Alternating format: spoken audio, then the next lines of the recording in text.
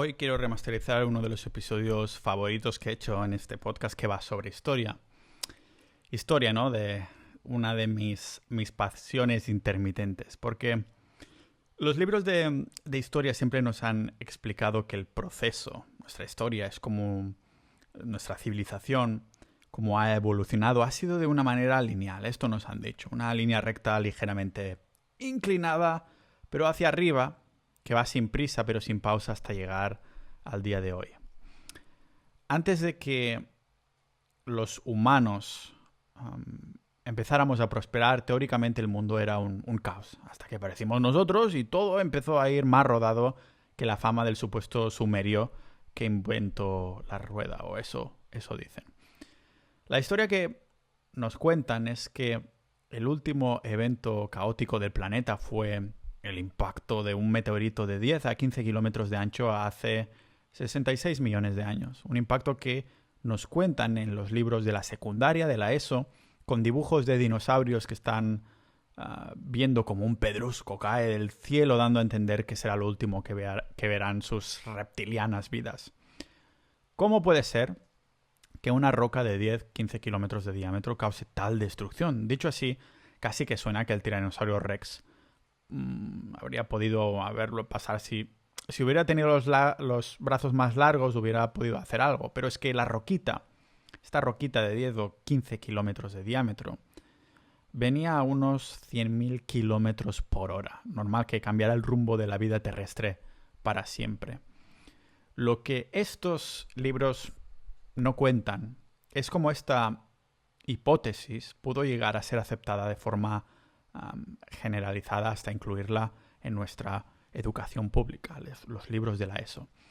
La teoría de que hubo una catástrofe masiva que aniquiló más del 75% de la vida de todo el planeta fue propuesta por primera vez en 1980 por un equipo de científicos que no eran otros que Luis Álvarez y su hijo Walter.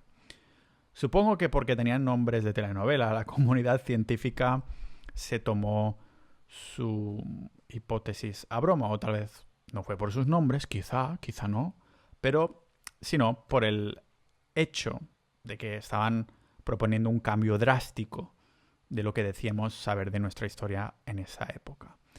Y esto, ninjas de la vida, cuando alguien nos afirma que estamos equivocados y encima nos da pruebas, nos duele aquí, en el pecho, en nuestro ego. Así que en vez de investigarlo en profundidad para ver si era verdad o no, la comunidad científica decidió desmantelarlo, sudar completamente de ello, hasta que se encontró el cráter del impacto en el Golfo de México. Un agujero más grande que el conocimiento del que decíamos beber. En ese momento la comunidad científica dijo, vale chavales, tal vez tengan razón, vamos a indagar un poquito ahí, porque acabamos de descubrir un pedrusco ahí. Aquí es cuando empieza una era de financiación, búsqueda activa de fósiles, incluso competencia a ver quién encontraba más, hasta finalmente entrar en la aceptación generalizada. Nos dimos cuenta que la historia que nos contaban era una mentira en el momento en el que decidimos abrir la mente y aceptar que nos habían abierto el ego, o más bien nos la habían herido. Por desgracia, parece que siempre pasamos por el mismo proceso. Alguien encuentra evidencia de un cataclismo masivo, lo comparte con el público y los científicos. Estos pues no se lo toman en serio, simplemente lo desestiman porque iría en contra de su tesis de máster, reputación de lo que llevan predicando durante décadas, o de lo que se explica en el museo en el que trabaja o la universidad que enseñan. Entonces, lo que sucede es que la teoría propuesta no se toma en serio y por lo tanto no se investiga a fondo para, o bien, desmentirla o abrazarla del todo.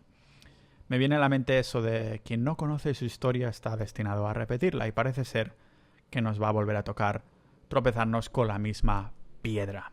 Lo que pasa que esta vez las piedras son varias, son enormes y han acumulado polvo durante miles de años, solo para que las encontremos y les giremos la espalda.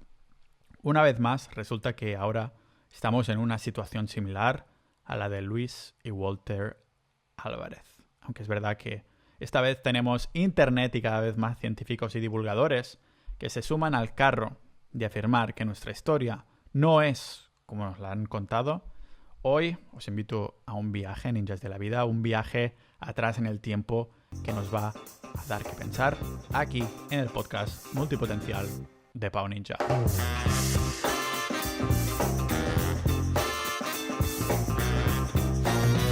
Antes de empezar, dar un agradecimiento súper rápido a los miembros de Sociedad.ninja, la comunidad de este podcast. Si os gusta el contenido, mi investigación, divulgación y presentación de este tipo de episodios, por favor ir a Sociedad.ninja y por menos de lo que cuesta una cerveza en Noruega al mes podréis dar apoyo, entrar a formar parte de una comunidad multipotencial, lógicamente con su canal de historia y misterios, aparte de muchos otros, personas muy proactivas en ese grupo y además episodios exclusivos, conversaciones con otros miembros y con expertos de otros temas, solo para miembros ahí en Sociedad.ninja.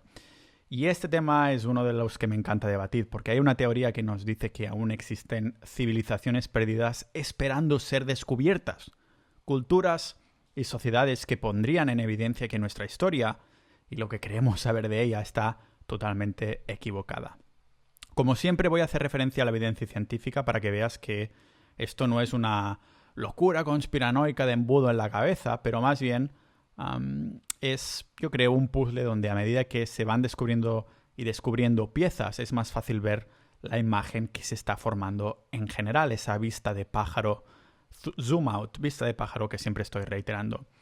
Una imagen que de buenas a primeras no será fácil de ver para muchos de nosotros. Para esto os recomiendo dar estos varios pasos atrás y no intentar mirar la historia tan de cerca, sino desde fuera del pensamiento popular. Y es que, ¿y si os digo que el cataclismo que destruyó a los dinosaurios no fue el último que se vio en la Tierra desde entonces, desde hace millones de años? ¿Y si os digo que ya había culturas que ya sabían de agricultura y arquitectura antes de que hubiera este último cataclismo? Pero un momento, Pau, nuestras primeras civilizaciones son oficialmente los sumerios en Mesopotamia. Tal vez los sumerios sí fueron la primera civilización, pero la primera de después de este cataclismo que borró del mapa a más de un 70% de la vida, igual que hizo el meteorito de los dinosaurios en su momento. Para intentar demostrar esta teoría vamos a viajar en el tiempo. Empezamos siendo unos 12.000 años atrás. Nos plantamos ahí y sin que nos den mucho tiempo, vemos cómo las temperaturas son bajas, muy bajas, extraordinariamente bajas. Al menos hay 10 grados de diferencia con la actualidad. Y eso estando en la misma estación y ubicación que ahora. No solo eso, sino que además los niveles del mar han subido de una forma igual de dramática, tanto que parece que alguien le ha dado al botón que controla el tiempo, rollo el show de Truman de Jim Carrey. Pero de pronto volvemos a presente, porque si no nos hubiéramos congelado. Que no os pille la melancolía, porque nos tocará hacer un viaje en nada. Así que volvemos a estar en el año 2021 o 22, el que queráis vosotros. Y tenemos que demostrar que ha habido este cambio climático que acabamos de ver en nuestro viaje al pasado. Por suerte hoy en día existe la geología y los geólogos que nos dicen que han podido demostrar ambos eventos, que hubo una bajada de temperaturas dramáticas. Por ejemplo, si empezamos por ese cambio del nivel del mar de hace unos 12.500 años, vemos que existe y ha sido documentado y se llama pulso de agua de deshielo 1B o MWP-1B. Un evento más que aceptado y corroborado por la geología y la ciencia mainstream, rollo NASA. Así que le damos al OK a la subida de mares que hemos visto en nuestro viaje en el tiempo y decimos que vale, todo está correcto. Me lo creo, ¿vale? Te creo que ha sido el pasado y que hacía mucho frío porque la geología del presente nos lo está demostrando. Ahora vamos a los geólogos, les explicamos nuestro regreso del pasado al futuro, al presente, y les preguntamos, oye, ¿hay alguna teoría que explique por qué diantres hay un cambio de temperatura con tantos grados centígrados en las temperaturas? Y nos dicen que gracias a analizar el hielo de Groenlandia, saben que entre los años 12.800 y 11.600 de nuestro pasado hubo el fenómeno llamado The Younger Dryas. La traducción al español sería Dryas reciente o joven Dryas. ¿Y qué es el Younger Dryas? Pues un extrañísimo cambio climático. Mucho más dramático que el calentamiento global de nuestra época, porque las temperaturas bajaron de una manera radical nunca antes vista. Y que encima, al igual que el cambio en los niveles del mar de esa época, vino de sopetón. De hecho, tengo un gráfico que podéis ver en las notas del episodio que se puede apreciar fácilmente. Hay un bajón dramático en el año 12.800 y una subida igual de dramática hace 11.600 años. Lo que no se aprecia con tanta facilidad es el calentamiento global actual, que, aunque sea de mucha preocupación hoy en día y con razón, queda ridículo con los cambios de temperaturas que sucedieron en el joven Dryas. Vale, nos damos cuenta que con un clima tan hostil hubiera sido relativamente fácil morir con estas mareas y esa temperatura. Así que bueno, nos alegramos de estar en el presente, confirmando nuestras visiones insólitas. Y ahora nos empezamos a preguntar cosas. Si en el presente solo 1 o 2 grados de cambio de temperatura por calentamiento global causan una destrucción de la naturaleza que nos cuesta controlar, ¿qué causó el joven Dryas, The Young Dryas? ¿Y qué causó un cambio tan dramático en la temperatura y los niveles del mar que hizo que apenas encontráramos vida cuando viajamos en el pasado? Pensamos y pensamos un poco más, no tenemos ni idea. Así que pensamos un poquito más, pero de pronto nuestro cuerpo se teletransporta otra vez al pasado. Mierda. Esta vez no sabemos a ciencia cierta cuántos años atrás hemos ido, pero seguro que es más de 12.000 años. Llevamos unos minutos ahí y decimos, coño, esta vez no se está tan mal. La temperatura es calentita, el mar parece más sereno, pero miramos al cielo. Otro maldito cometa o asteroide que viene hacia nosotros y esta vez tenemos la sensación que es incluso más grande. Si nos quedamos ahí la palmamos, pero por suerte volvemos al presente. Y ahora le preguntamos a la comunidad científica cuál es la teoría de ese impacto cataclísmico que hemos visto hace 13.000, 12.000 años atrás y nos dice que estamos locos, que los viajes al pasado no existen ni mucho menos un cometa que cayera del cielo a esa época. Bueno, lo dirían al revés, pero quería remarcar lo cerrados de mente que son algunos. Nos dicen que el último meteorito gordo que cayó en la Tierra fue el de los dinosaurios, ¿no? Pero hay un puñado de geólogos que nos apartan a un lado y nos enseñan unas fotos de algo que justo recientemente habían estado considerando. Y son unas fotos impresionantes que os dejo las notas también del episodio. Son varias fotos de agujeros enormes en el suelo, como si alguien se hubiera metido dentro de ellos para capturar la imagen de la pared del agujero, para decirlo así. Y en esta especie de pared se ve claramente como hay 2 líneas, como si hubiera 2 suelos hechos de distintos materiales. Los geólogos nos dicen que han analizado la capa más antigua, la que hay más abajo del todo, y que han visto que esta estera negra está presente en una extensión enorme del planeta Tierra. Además, las pruebas que han hecho les han indicado que está compuesta de los mismos tipos de minerales y materiales que se encontraron en el cráter del impacto del Golfo de México. Estos geólogos son los mismos que publicaron en el Proceedings of National Academy of Science, el PNAS, un paper llamado Evidencia de un impacto extraterrestre hace 12.900 años que contribuyó a la destrucción de la megafauna y del Dryas joven. Más adelante, en 2009, se publican varios encuentros también en medios de prestigio científico después de analizar esa capa de tierra por debajo de la época del Younger Dryas. Uno de los materiales que se encontró, uno de los materiales hallados, no fue otro que el diamante hexagonal conocido como Lonsdaleita, que de hecho se conoce por llegar a la Tierra solo vía meteoritos y se encuentra en cráteres de impactos. Vale, un momento. Entonces, todo lo que hemos visto hasta ahora apuntaría hacia este impacto, pero ¿dónde sucedió? ¿Cómo es que no hemos encontrado pruebas de un choque?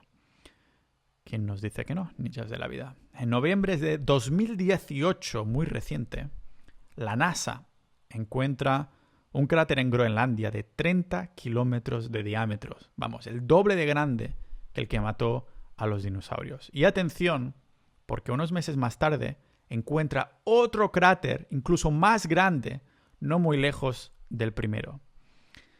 Podría ser que alguno de estos dos impactos hasta ahora desconocidos fuera el causante de esos 1000 años de la última edad de hielo, del joven Dryas.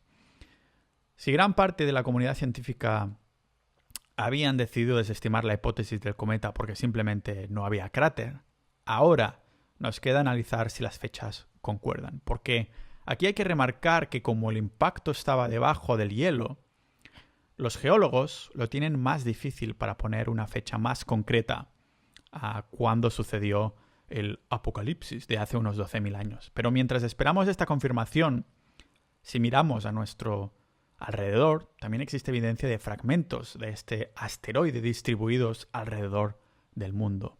Unas partes que se han encontrado antes que los dos cráteres en Groenlandia.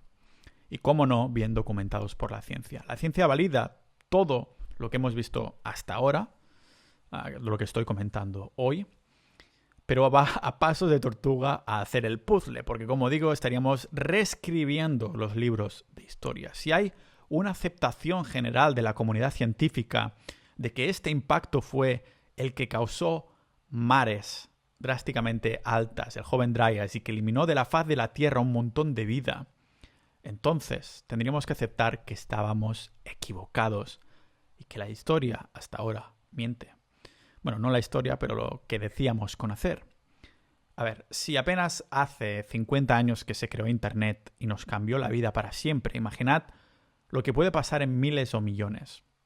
Y más cuando se trata de cosas del espacio, fuera de nuestro control absoluto. Aunque como me ha dicho un geólogo al que he consultado, aquí hay que considerar también la escala temporal de un evento como este en el caso de que sea el causante.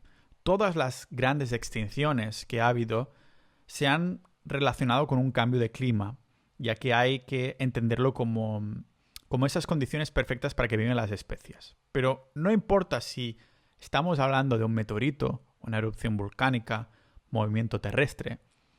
Todo esto son los detonantes, no los causantes directos de cualquier extinción. ¿Por qué una catástrofe espacial como esta afectaría al mar, la temperatura, la vida y muchísimas más cosas?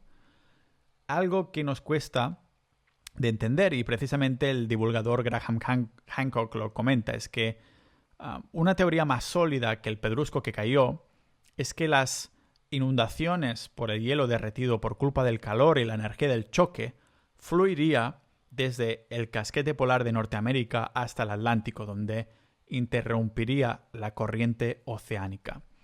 Si esta corriente se altera, también lo hace el proceso de calentamiento natural del planeta Tierra, porque es un pilar indispensable.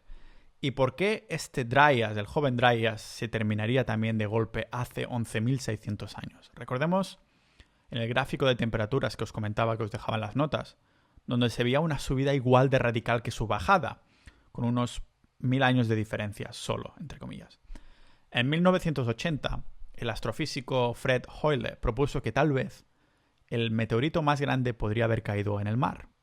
O sea que hubo todos estos fragmentos muy grandes, uno que es el doble del meteorito de dinosaurios que cayó en Groenlandia, uno incluso más grande a su lado, fragmentos divididos por toda la Tierra, pero este astrofísico comentaba que uno incluso más grande podría haber caído en el mar. Si uno de los cráteres hallados recientemente fuera el causante, podríamos confirmar que no habría caído en el mar, pero sí en el hielo, de Groenlandia, causando un efecto muy similar. Se crearían, si cae en Groenlandia, como se ha descubierto en 2018 por nadie más que la NASA, lo que pasaría cuando cae en este meteorito recientemente descubierto es que se crearían no solo tsunamis, sino también nubes de vapor de agua a la atmósfera y en consecuencia efecto invernadero. Como la mierda de evolución que estamos mandando nosotros ahora mismo, pero en vez de esto causado por este vapor de agua de un día para otro. Imaginaros el impacto. con un aumento de temperaturas muchísimo más elevado y sobre todo rápido en comparación con el calentamiento que estamos viviendo ahora. Los glaciares se fundirían en un abrir y cerrar de ojos, lo que llevaría pues millones y millones de litros cúbicos de agua a los océanos, que a su vez harían subir el nivel del mar. Si habéis estado escuchando desde el principio, es lo que estáis pensando. Se trata del fenómeno que ya hemos mencionado antes, el pulso de desagua de deshielo 1b, que aunque sea aceptado, no se sabe qué lo causó. Parece pues que esta teoría del meteorito respondería al enigma. Otro enigma que tiene a muchos intrigados es el de las civilizaciones que nunca se encontraron, aunque algunos pensamos que algún día dejaremos de etiquetarlas como perdidas, civilizaciones perdidas, porque las encontraremos. Y ya he hablado algunas veces también sobre la historia y el mito de la Atlántida, donde comentaba que lo que causó su supuesta desaparición fue una subida del mar de un día para otro. Y que encima su fecha, compartida por Platón y Salomón, coincidía exactamente con el periodo del joven Dryas y esta subida de mareas y tsunamis. Recomiendo que os miréis mi pequeña gran investigación sobre la Atlántida porque sin duda te hará pensar sobre este puzzle. Recapitulemos sobre lo que sucedió entre los años 12.800 y 11.600 cuando hipotéticamente tuvimos ese impacto cósmico que cambió otra vez el rumbo de la Tierra. Tenemos el joven Dryas, un cambio de temperatura radical que empequeñece nuestro cambio climático actual. A esto le sumamos el pulso de agua de deshielo 1b, una subida en las mareas sin precedentes, de una forma increíble. La capa de materiales en la Tierra con diamantes y minerales que solo se crean cuando hay un impacto de un elemento extraterrestre. Y entonces, cuando necesitábamos algo que lo atara todo, se encuentra no uno, sino dos cráteres más del doble de grandes que el que se encontró en el Golfo de México, que fue devastador para los seres vivos de entonces, hasta eliminar los dinosaurios. De nuevo, todo esto en el mismo periodo de tiempo, unos 1000 años. Todo sucedió en 1000 años, que los millones de años de historia del planeta Tierra es nada. Pero aquí es cuando la cosa se pone aún más interesante, pero sobre todo relevante para nuestros tiempos, porque hasta ahora aún no hemos hablado de la repercusión de todo esto a nivel humano más que alguna pincelada. Es que resulta que al final de la fecha del Younger Dryas es la fecha que los arqueólogos nos dicen que es cuando apareció aparentemente por primera vez la arquitectura megalítica y la agricultura. Y no fueron los sumerios en Mesopotamia. Hubo un evento que cambió los apuntes históricos que teníamos hasta 1994. Aunque hoy en día sigue saliendo en Google y en los libros de sociales de la ESO, que fueron los sumerios quien le dieron a la agricultura todo eso. Lo que hizo cambiar este mito de que los creadores o divulgadores originales de la agricultura y la arquitectura fue, lo que lo cambió todo, y vale, no son los sumerios, fue el encuentro de Göbekli Tepe en Turquía. Un hallazgo increíble que, como digo, es relativamente reciente. En 1994, para que os hagáis una idea, yo ya respiraba y caminaba, que es cuando se encontró. ¿Pero qué tiene que ver Göbekli Tepe con nuestro supuesto meteorito y el Younger Dryas? No podía ser simplemente una casualidad que se encontrara justo al terminar este evento cataclísmico. Lo insólito de Göbekli Tepe no fue solo el hecho de simplemente encontrarlo súper tarde en unas dunas turcas. No, lo insólito fueron varias cosas. Analizando la Tierra, se llegó a la conclusión que parecía enterrado a propósito. Es decir, que lo que lo cubría no eran sedimentos naturales causados a lo largo de los años, sino tierra apelotonada deliberadamente. También los arqueólogos y geólogos pudieron poner una fecha algo más concreta al yacimiento porque había sido hecho por una sola cultura. Concretamente, 9.600 años antes de Cristo, dijeron. Es decir, 11.600 años atrás de nuestra fecha actual. Es decir, que serían 7.000 años antes que Stonehenge en el Reino Unido y exactamente en la época que se termina el joven Dryas.